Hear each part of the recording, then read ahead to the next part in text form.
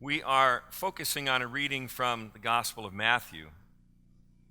Matthew is first in the order of Gospels that we read in the New Testament, but in fact, the Gospel of Mark was written first, followed by the Gospel of Matthew, Gospel of Luke, Gospel of John. Each of the Gospels has something unique to them that you won't find in the other Gospels, and that is certainly the case with the Gospel according to Matthew. So we're going to take a look at a number of things this morning that make Matthew unique, and then we'll see where that leads us in our attempt to understand this lesson that Jesus gives to us today in Matthew 5. So, probably many of you know about Moses. Moses was the leader who led the Hebrew people out of slavery in Egypt, through the Red Sea, 40 years in the Promised Land, and finally to the Promised Land after that long, circuitous journey. And so Moses was one of the key leaders in what we call the Old Testament. If we fast forward to the Gospel of Matthew, Jesus is sometimes referred to as the new Moses.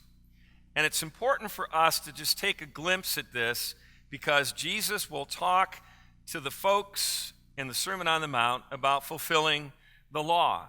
So we have Moses, and then we have Jesus, who is the new Moses. I am certain that you cannot read the words on this slide, but I want to take just a moment to highlight some of the similarities between what happens to Moses and what happens in the life of Jesus, who is the new Moses. Pharaoh orders the death of the Hebrew baby boys in Exodus, and in Matthew, King Herod ordered the death of all boys in Bethlehem and its vicinity. Very similar kinds of events. Exodus 2, Moses' mother and sister saved him from death, and in Matthew 2, Jesus' mother and father saved him from death. Again, similar kinds of events. In Exodus, Moses fasted in the desert for 40 days and nights, and in Matthew, Jesus fasted in the desert for 40 days and nights. Similar events. In Exodus, Moses instituted the Passover as a memorial feast to recall their deliverance from Egypt, and in Luke, Jesus instituted the Holy Communion, the Eucharist, the Last Supper, as a memorial feast to recall our deliverance from sin. In Deuteronomy, Moses gave the people of Israel the law upon a mountain, and in Matthew, Jesus gave the people of Israel a new law upon a mountain. So we have Moses, and then Jesus is thought of as the new Moses, and we see lots of similarities between the two of them. Who can tell me what the 5 books of Moses are? Genesis, Exodus, Leviticus, Numbers, Deuteronomy. The 5 books of Moses. We sometimes call them the Torah because they are the law. What's interesting is that in the Gospel of Matthew, there are 5 sections, 5 books of Moses, 5 sections in the Gospel of Matthew. Sermon on the Mount, the Little Commission, parables of the kingdom, getting along in the church, and end times. So the point is that there are a lot of similarities between the first Moses and the second Moses. It's all about the law. It's all about how Moses taught the law, and it's about how Jesus will interpret the law. So we come to our reading today, and it's from the Sermon on the Mount, which is chapters 5, 6, and 7 of Matthew. Some people say that if you want to know what it means to be a follower of Jesus, all you have to do is read Matthew 5, 6, and 7. It's got everything you need to know to be a follower of Jesus. The Beatitudes are in the Sermon on the Mount, all in these 3 chapters. The Lord's Prayer is to be found in the Sermon on the Mount. Judge not lest you be judged is in the Sermon on the Mount. And of course, the golden rule, do unto others before they can do unto you, I think is how it goes. Just wanted to make sure you were tuned in. Do unto others as you would have them do unto you, All of that is in Sermon on the Mount. Today, Jesus talks to the folks who are there, and he says to them that they are the salt of the earth and they are the light of the world. Interesting metaphors for describing the people that Jesus sees as his followers. First thing that's important to know is this. Jesus says, you are, whether you want to be or not, you are the salt and you are the light. You're not going to become that, but God has already made you that. So Jesus says, you're the salt of the earth, but if salt has lost its taste, how shall its saltiness be restored? It's no longer good for anything except to be thrown out and trampled under people's feet. I did a little bit of research on this, and Wikipedia actually sees it differently than Jesus. And we know that the truth comes from Wikipedia. What's interesting is that literally salt cannot lose its flavor. Did you know that? It's impossible for salt to lose its flavor. So David, what is Jesus talking about? I think what Jesus is talking about is that if you leave salt on the shelf, it's no good. If you leave it there, you don't see its purpose and you're not able to use it in the way that God calls you to. In the ancient world, the Greeks thought of salt as magical, almost divine. And in the Roman military, it was not at all uncommon for soldiers to be paid for their work in salt. Salt was so valuable, salt was so important. So to get paid, you needed to be worth your salt. And we talk about people in that way today, whether it has to do with a job or a relationship or whatever it is. Are you worth your salt? Salt is very, very important. We know that one of the properties of salt is to preserve. What do you have to do? Let's say you have a pork roast in front of you, and you've got some salt in your hand. What do you need to do with the salt in order for it to be able to help preserve the pork roast? You have to rub it. Doesn't do any good if you just say, oh, here's my salt that's going to preserve this pork roast. You have to rub it. To preserve it, it's kind of a full contact thing. And so if we are the salt of the earth, and if we're called to preserve people and relationships and love, it means that we have to get close, appropriately close, but to make contact and to take that salt and do with it what it's intended to do. And if we don't, if we just leave it on the shelf, it's no good anyway. So why would we even want to have it at all? And so salt helps preserve. Salt also provides flavor. Anytime that I'm preparing whatever it is, whether it's chicken or ribs or pork or a roast, first thing I do is pour some salt on. Salt is a great flavor adder. And so if we're salt of the earth, Jesus wants us to add flavor to the world. You liked that, didn't you? Jesus wants us to be in relationships and to add flavor and to add spice and to add life and to add good things that help us enrich our relationships. So salt is a preserver, and salt adds incredible flavor. And Jesus says, if you leave it on the shelf, it's no good for anything anyway. He says, you and I are salt of the earth. Then he says this, and we use these words at Epiphany in baptism. Let your light shine before others so that they may see your good works and give glory to your Father in heaven. So what's the most important word in that phrase?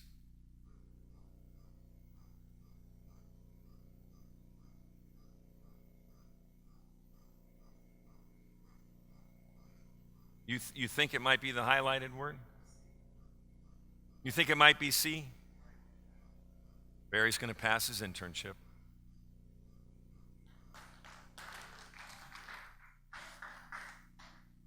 The rest of you fail. C.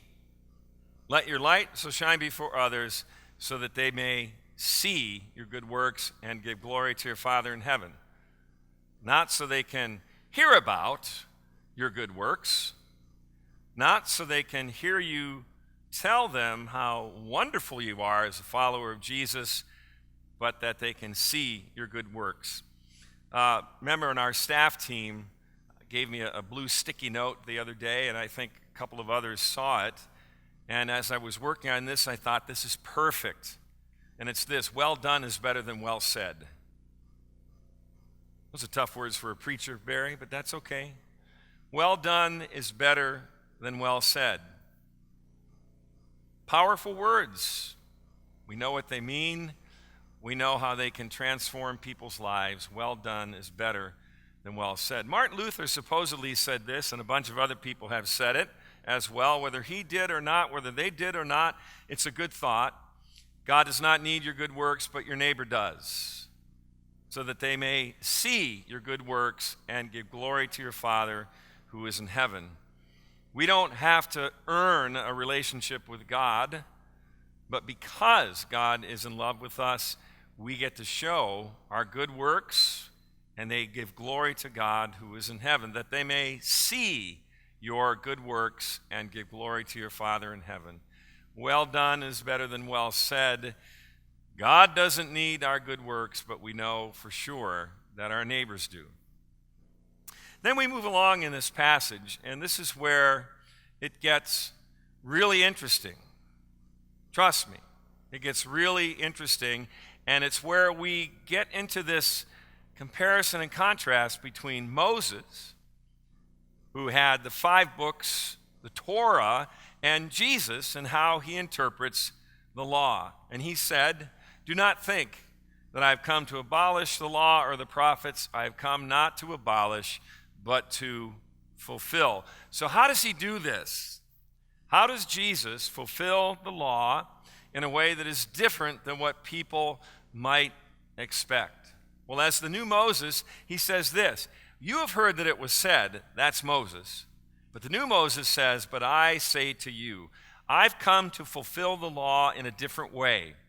And it's going to impact your lives. It's going to make you fuller. It's going to help you understand what God has in mind for you." And so this is a few. Don't be angry. He said, "You have heard that it was said to those of ancient times, you shall not murder, and whoever murders shall be liable to judgment. But I say to you that if you are angry with a brother or sister, you will be liable to judgment. And if you insult a brother or sister, you will be liable to the council. And if you say, 'You fool,' you will be liable to the hell of fire." What Jesus is saying is that you can murder someone without killing them. You can murder someone by murdering their reputation. You can murder someone by murdering their family. You can murder someone in so many different ways without having to kill them. And that's what Jesus is saying. Don't murder each other by what you say and do, short of killing each other. There's a lot of ways that we can murder each other, and Jesus is saying to us, don't go there. Don't malign somebody's reputation. Don't belittle another person, because when you do that, it is a form of murder. And the new law says, don't go there. Don't do that. It's not good for you. It's not good for any relationships. Then he says, don't take an oath. He says, but I say to you, let your word be yes, yes, or no, no. Anything more than this comes from the evil one. This is simple. Next time you are called into a courtroom to be a witness, and you are asked to place your left hand on the Bible and your right hand up and to take the oath, you can say, Judge, Jesus says that when my yes means yes and my no means no, that's good enough. Probably not going to convince the judge, but it's good to remember that Jesus simply says, when you say yeah, mean it. When you say no, mean it. If you're in a marriage, when you say yes, mean it. When you say no, mean it. If you're in a friendship, say yes and mean it, and say no and mean it. At work, when you say yes, make it a yes. If we have to take an oath to cover ourselves every time we have something to say and want to do it with integrity, I think we kind of miss the point. Jesus says, don't take an oath. Just say yes and mean it, and say no and mean it. And that is fulfilling the law. And that's different than Moses, by the way. Then he says, don't retaliate.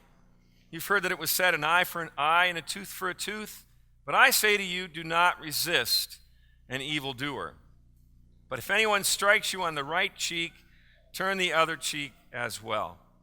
This is a pretty interesting case here in our passage for the day. So imagine you are in a situation where somebody more powerful than you is able to smack you on the right cheek just because they can. Jesus says, turn the other cheek. I think what he is saying is this: when somebody smacks you, don't cower in fear, but stand up. Take your place. Demand that your dignity is acknowledged. Say that you are a child of God, that your life matters, so don't cower.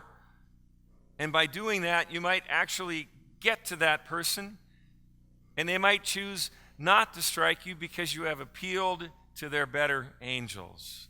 So if you get struck, stand tall. Have dignity. You have value.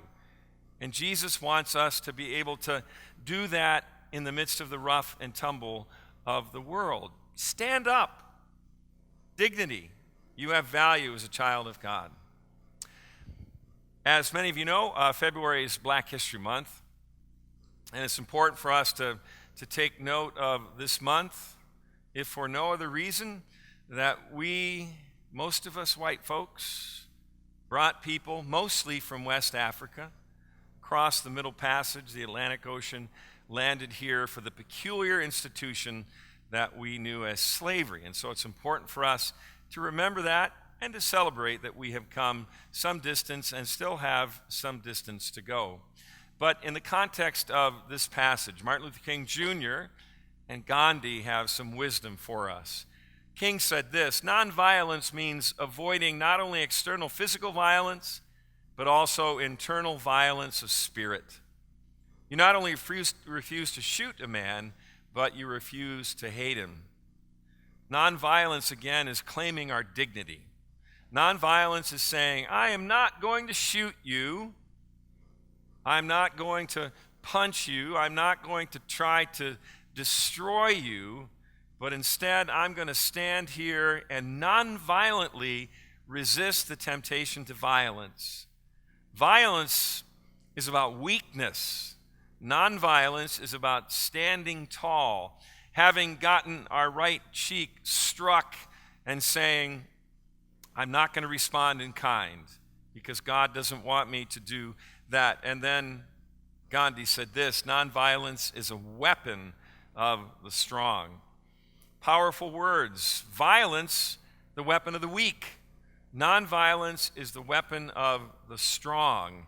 And that is in that heart of Jesus saying, somebody hits you on the cheek, turn the other cheek, don't cower. Nonviolent resistance can work and has worked. Finally, love your enemies. You've heard that it was said, you shall love your neighbor and hate your enemy. But I say to you, love your enemies and pray for those who persecute you. For if you love those who love you, what reward do you have? And if you greet only your brothers and sisters, what more are you doing than others? Love your neighbor, hate your enemy. Love your enemies, pray for those who persecute you. You think about this in a big picture, and as we think about the United States as a nation state, and as we think about relationships with other countries around the world, it is so tempting to want to pray for ourselves and to hate people that we don't understand. What Jesus is saying is that when we open ourselves to the possibility that there could actually be decent human beings in these other places, we find our way into a new way of relating to them. So we pray even for our enemies. And we hope that our prayers might transform them, just as we hope our prayers might transform us. Powerful words from Jesus. And finally, here it is again. You've heard that it was said, that's Moses, but I say to you, that's Jesus. The law is fulfilled in a way that is not expected, which is love to the end. It's love to the end. As Jesus is dying, he says, Father, forgive them, they don't know what they're doing. And so the law of love is finally what prevails to the end. And the law of love is what we are invited to live into, to be salt, to preserve and to give flavor, and to be light so that people see, and what they see gives glory to God.